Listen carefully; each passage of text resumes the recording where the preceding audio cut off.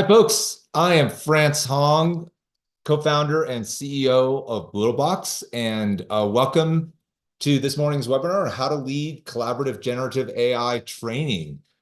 This is meant to be a really interactive session, so I see a couple of folks that were at the previous session. Welcome back. Glad I didn't scare you off. This is going to be a really interactive session. So 30 minutes, hard-hitting, a little bit about my background. I have been in the military. I teach at West Point. In a prior life, I taught and ran a school of Japanese swordsmanship. So I have a lot of experience teaching people how to do hard things. Generative AI is actually a hard thing. Anybody can prompt, but not everyone can prompt well. And leading people, right, training other people on how to use it, I think isn't exactly intuitive. And so what I want to do today is arm you with just some things that I have found useful. We do a lot of generative AI training at Boodlebox. We've been doing AI before AI was cool. We have years of working with hundreds of organizations and frankly seeing what succeeds and what fails in those organizations in terms of AI adoption. And the key is making this collaborative, right? Collaboration between humans and AI and knowledge is the future of work between humans, AI, and knowledge. And I applaud you all. You're here because you want to go above and beyond. It's not just enough for you to use generative AI. You want to be that Gen AI champion, that Gen AI hero, and bring the rest of your team on as well. And so I'm going to give you some tips and tricks and some frameworks. And afterwards, we're going to dump a whole bunch of resources for you, slides, class outlines, other materials that you can use as you see fit to help bring along your team.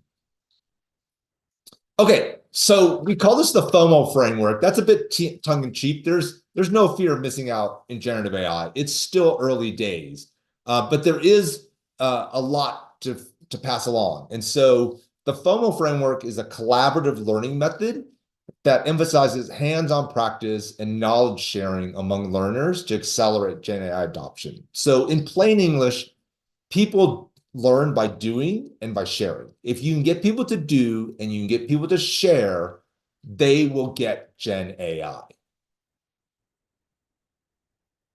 So why does this technique work? It works because there's a natural desire among people to keep up with their colleagues and not lag behind. And by making generative AI collaborative and teaching in a group environment, you activate that. Also, there are people who immediately take this. Oh, I want to find all kinds of use cases of generative AI. And then there are people, frankly, who are scared of generative AI. Like, oh, I don't know where to start. Is this going to take my job? And then there's, I think, most people, which is, look, I know I should use this. I just haven't had time to get into this. Like, I've got a life. I've got family, I've got work, I've got actual projects. This is just another thing. Part of our challenge is helping people understand that it's not just another thing. It could become the thing that makes all your other things better, right? That makes it more efficient, that allows you to perform better, that frankly opens up a world of possibilities. And so one of the ways we do that is by letting people see how other people use it and get success out of it, and that encourages and motivates them to do it as well. As we mentioned, hands-on practice is key. Sending somebody a list of prompts and letting them go off and say, hey, just insert these into ChatGPT. There's a small group of people that it's going to work for. For most people, they're going to do those prompts, they'll think it's interesting, and then they'll frankly forget about it. Lastly, sharing. When students become teachers, they deepen their understanding. They get a sense of ownership, and that culture, right? When I learn, the first thing I need to do next is share. That creates a culture of continuous learning. And there's so much to learn here. This has actually benefits beyond just getting generative AI adopted in your organization. This actually improves your organizational culture. Organizations thrive when people share, when they learn from one another, when they feel connected to one another. And ironically enough, we actually believe that generative AI can be a collaborative tool that does those things. It just isn't so far because the tool didn't exist. Generative AI, for the most people, right, is sitting in front of ChatGPT or Claude or Midjourney and doing their own thing, maybe taking a screenshot and sharing it. We want to do more than that. And so we built the tool that we wanted to have, right? A collaborative generative AI tool. And that's the tool that we use to teach generative AI. In fact, we're going to do a little bit of that today. Okay, so here's the FOMO approach. 4 letters, easy to remember. It's a collaborative method, hands-on practice, and knowledge sharing among learners. So the first letter, F, is familiarize with fundamentals. So the first thing you want to do if you're trying to get your team to adopt generative AI, train on generative AI, is give them the fundamentals. As you know, right, there's a language, there's terminologies, there's vernaculars. You have to have some base understanding. I don't mean like give them a 10-hour course. People don't have time for that, right? But a 30-minute introduction, like what we just did in the previous half hour, I think is sufficient and frankly necessary. And so what are the things you want to cover in familiarizing your users with the fundamentals of generative AI? You want to cover what is generative AI. You want to cover why does generative AI matter. You want to cover how does generative AI work? Not a deep dive into like transformers and academic papers, but just a plain English explanation. You want to talk about when to leverage generative AI. The vast majority of the times when generative AI fails, right, it's because people are not picking the right use case for it. And lastly, where to learn more. So there's lots of ways you can deliver this. You can send people YouTube videos or send them to training online. You can give them their own materials and let them self-study, or you can deliver it in a group training session. We tend to like the latter. And one of the things you'll get after this session is an email with a slide deck that you can use for your own training if you want to hold it. Though you're always welcome to send people, frankly, to our training sessions that we hold 2 to 3 times a week that familiarize people with the fundamentals of generative AI. And we have lots of organizations that send their folks to us to provide that training, which is perfectly fine. Okay, the second step, observe best practices.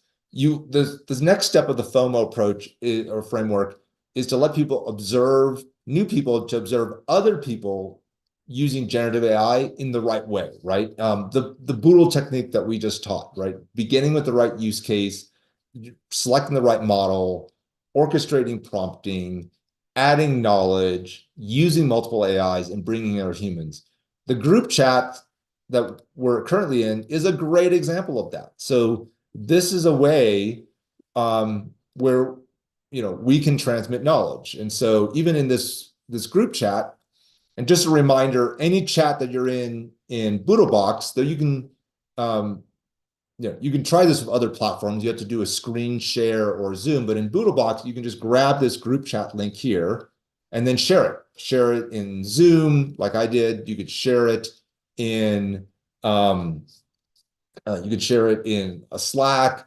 People click it and they're in, and then you can add in information. So for example, I'll add in information about BoodleBox right now, and that this corpus of information I just added includes things about training, and any of us can now ask questions, right? So I could ask it, what are the key elements of an organizational training program in generative AI that is collaborative. And so you're watching me prompt. You saw that I've added knowledge. You're going to see the answer here in a second. This is generative AI training, right? You're watching me use it. You're getting ideas. You're seeing also the benefit of the answer here from BoodleBox itself. And so this method of teaching and training, whether it's one-on-one, bringing somebody onto a group chat, sharing a Zoom with them, watching them prompt, adding thoughts in, having a discussion, So in BoodleBox, you hit / to talk to other people. Meredith, what do you think? So that interactivity and the ability to observe other people using generative AI is probably the key feature of the FOMO approach. The next thing you want is to mentor through hands-on practice, right? So you want to organize group sessions like the one we're in, and you allow new users to work together on projects or tasks using generative AI with an experienced mentor like yourself, right, providing guidance in real time. You know, don't you try bringing in.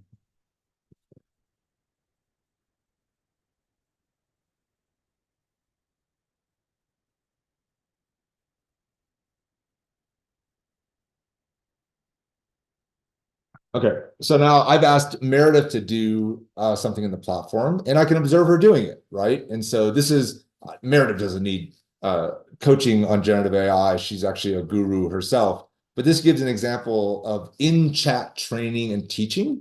And you can imagine if you had a group of people, your organization, on a Zoom or even asynchronously, this is a great way to transmit knowledge and have people learn from one another. Okay, and lastly, the O of FOMO is giving people the opportunities to teach others, right? You want to empower learners to become teachers and then share their experience with other people. And so you can engineer that and give opportunities for people to talk about their experiences with generative AI, share what they've learned, share successes they've had or the failures, and give people a chance to learn from one another. And so in the methodology, the training outline that we provide, that's incorporated. So we'll talk about that. Okay, so that's FOMO. 4 steps. Familiarize people with the fundamentals, let them observe best practices, mentor them through hands-on practice, and then give them the opportunity to teach others. If you do these 4 things, you're going to have a higher rate of adoption and usage in your organization. The teams that we see do this, we see upwards of 100% of users end up using generative AI, and enthusiastically so. Okay, so just some basic general training principles to share. Training, obviously, there's a whole world of training and of trainers. By no means am I trying to make you a master or expert trainer, but here's just some basic principles to keep in mind, right? When you're teaching, explain why the skill or knowledge matters. I've got young kids. They're always asking why. Why is, and they should, right? Why is important. So teaching people the reason for what they're learning is always a great place to start. Second, you want to clearly define what the skill or knowledge is that you want them to do, right? You want to break that down into smaller digestible components, and you want to explain each in detail, providing examples and context, and keeping in mind that different people learn in different ways. Some people learn visually, some people learn by listening, most people learn by doing. Frankly, addressing all 3 learning styles is a good technique. Then you want to teach the how, right? Now that people understand the destination, which is the what, you want to teach them the journey to get to that destination, the how. So you want to demonstrate yourself that practical application of that skill or knowledge. You want to then hold a group practice to foster that collaboration and group learning, and then provide constructive feedback to help learners identify their areas for improvement. And we'll talk about just some methodologies, tips for providing constructive feedback. We also advocate the crawl, walk, run method to build mastery over time. You don't want to just drop people in the proverbial deep end of the pool. You want to give them a chance to practice with guardrails, then get used to doing it in the way that's expected, and then really push them to do it in unexpected ways. Lastly, you want to explain when to use a particular skill or knowledge. One of my favorite sayings is just because you can doesn't mean you should. There are places and times when generative AI isn't appropriate, right? And I think understanding when not to use generative AI is just as important as finding all the ways you can use it. And then there's always going to be folks that are curious and want to learn more. You want to provide resources to explain where to learn more about that skill or knowledge. And you'll note that this is exactly the same principles that we apply in our own training, with both the last session and this session. Okay, just some quick tips on providing constructive feedback. If you're going to be the person who is mentoring, training, bringing along your organizations on their Gen AI journey, you're going to be providing lots of constructive feedback to folks.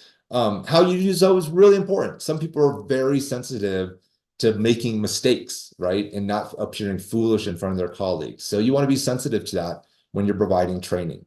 You know, you want to make sure you're observing people's behavior performance and really noticing where they have areas for improvement specific.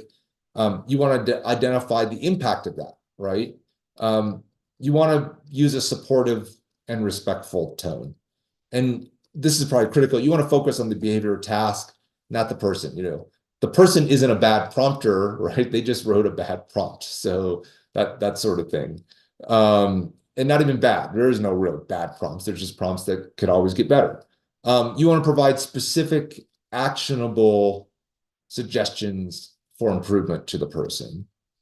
And you want to make sure there's an open dialogue, right? And that you encourage people to talk and that you listen actively to that.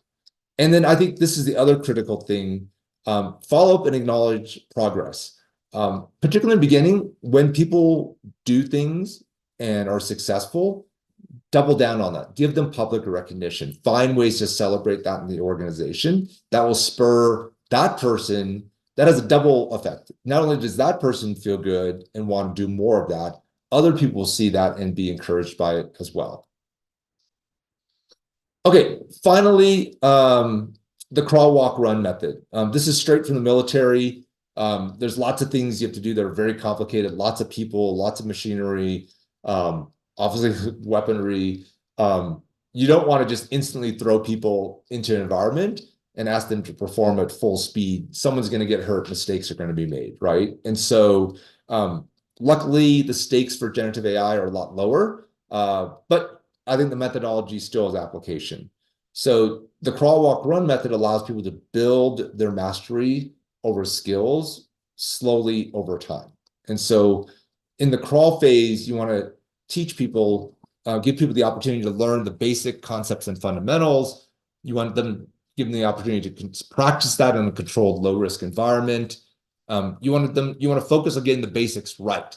So there's no point in moving on until they understand the basics. Once those three things are accomplished, then you can move to the walk phase. And this is where you allow them to apply that skill in more complex scenarios. You practice with more variables and real world examples, but you still provide feedback and you make adjustments that are necessary. In the run phase, this is when the stakes get higher, right? That's when they can use it in more advanced situations. You can combine that with other skills, integrate into actual workflows. But there's still the opportunity to continuously refine and improve. Okay, so what does this look like in a real world application? We're going to send you this framework. We're going to send you slides. We're going to send you lesson plans for you to be able to incorporate, use as you see fit in your own Gen AI journey in your organization. The first step is to train yourself, right? And you're doing that right here. You want to understand the fundamentals of Gen AI. You want to understand Gen AI best practices. You want to understand the FOMO framework, adopt it, make it your own. Then if your organization's big enough, we suggest you select a group of trainers. These are other people who are the early adopters, the people who are into generative AI in your organization, and make them your trainers. So provide them training as well, and get them bought onto the framework of how to use generative AI, how to train people with generative AI, the best practices. Do a group exercise with them. It can just be a little half hour. Get them onto BoodleBox, open up a group chat, ask people, if we had time, we would do this, right? Like, hey, someone throw out a use case, something you're trying to solve. Let's work on this together. And then as a team, tackle that together. It's a great way to learn. It's actually, frankly, fun, and it's great team building. Before you train your organization, we suggest sending out a pre-assessment survey. It's just an anonymous survey, just asks the questions about where people are at in terms of their training, familiarity, and their attitude towards generative AI. We'll send you an example survey that you can send out in your organization. Then the next thing you want to do is a crawl together session. That's where you get everyone together. If they haven't already, provide them the training and the fundamentals of generative AI. Then you want to break into small groups, Each group is led by a trainer. They introduce the generative AI best practices, the Boodle way or some other methodology, and then you work on team member use cases, right? You practice that. You have the group practice either one-on-one with the trainer or in a group with the trainer providing feedback. And people, the great benefit of that is, like we saw in a group chat here, other people can learn by doing, and they can learn by actively watching what other people are doing, and then learn by actively sharing with other people what they're doing.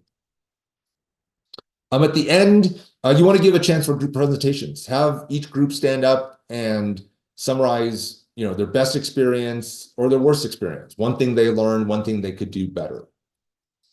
The next thing was recommend a second session, which is the walk session. Bring everyone back together. They've had time to use generative AI in their day-to-day.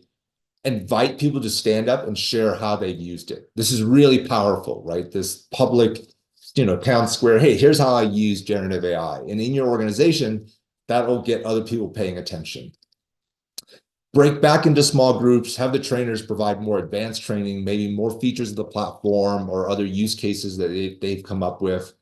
And then once again, have that small group time to work on applying their new training to member use cases. People can come and say, look, here's something I want to try to use generative AI for. Is it a good use case? How would I do this? What knowledge would I incorporate? What bots would I use? How could I use group chat? At the end, give people another chance for group presentations at the end of this walk session. The final session is a run session. That's where you bring everyone together.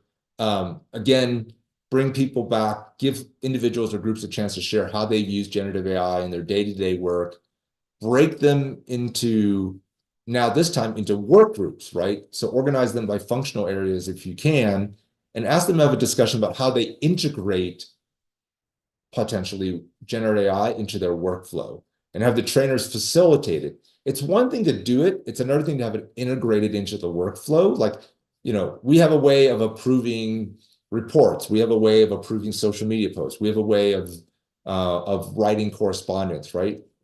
Where can we insert generative AI as just a standard step in that process, and really talk about workflow integration, and then finish up with a group presentation on the proposed ways to integrate generative AI into the team's workflows. And then afterwards, of course, send out a post-assessment survey, and then you can compare that to the survey that you put out at the beginning to see what's improved and changed over time. Going forward, some things you may want to do, setting up a semi-monthly or monthly generative AI FOMO meetup where you can talk about best practices, share ideas. Some other things that we've seen people do, dividing everybody, their organization into buddy teams of 2 or cohorts, and saying, look, if you've got generative questions, go talk to your buddy, your GenAI buddy, right? Send a group chat link to them.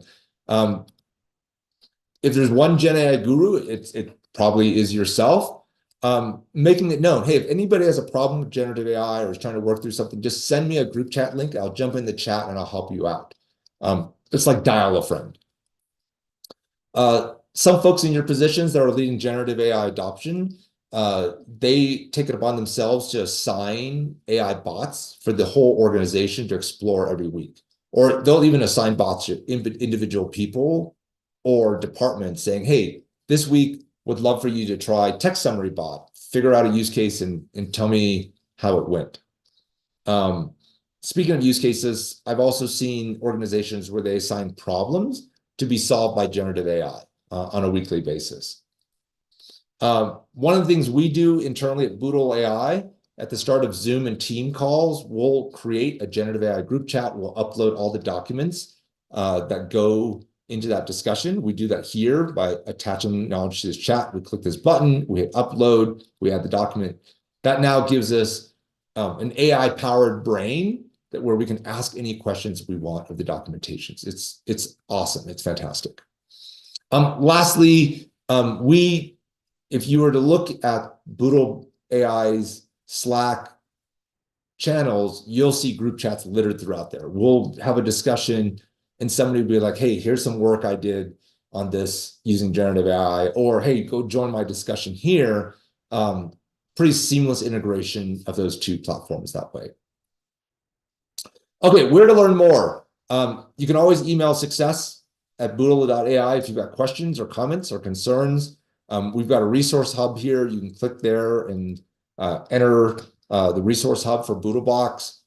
We also have got a quick start guide to the platform and some of the common use cases. You can click there and go through a self-guided tutorial. We've got a Discord channel where you can join, add comments, provide feedback. And lastly, we have very much focused on generative AI training, but there's more to an organization adopting generative AI than just training your people. Jim Stern has put together this excellent generative AI playbook for enterprise adoption. I highly encourage you, if you're thinking about the larger questions, right? How do I create an AI policy? How do I create an AI governance board? If that's the level that your organization is looking for, Jim's playbook here is an excellent resource for you. Okay, that takes us to 28 after the hour. I'm happy to open it up to questions. You can stick those in the generative AI group chat we have. Just smash that slash and add a comment, or you can drop it in the Zoom chat, or you can raise your hand and we'll turn on your audio.